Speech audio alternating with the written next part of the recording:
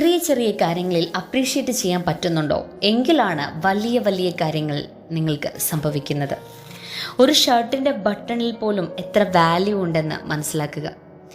ആ ഒരു ബട്ടൺ ഒരു പക്ഷേ അതിനൊരു 25 പൈസയോ 50 പൈസയോ ഒക്കെ വില വരുന്നുണ്ടാവുള്ളൂ, അല്ലെങ്കിൽ 1 രൂപയൊക്കെ വില വരുന്നുണ്ടാവുള്ളൂ. പക്ഷേ അതില്ലാത്ത കേസിൽ, അതില്ലാതെ നമ്മൾ ഇരിക്കുകയാണ് എങ്കിൽ നമുക്കൊരു ഡിസ്കംഫർട്ട് ഫീൽ ചെയ്യും അല്ലേ.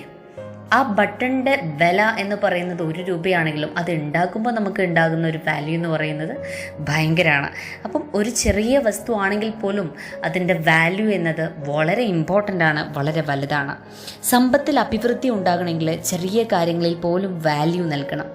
വാല്യൂ കൊടുക്കുന്നിടത്തേക്ക് എല്ലാം ഒഴുകും, ഈവൻ മക്കൾ, ആരോഗ്യം, പണം എല്ലാം.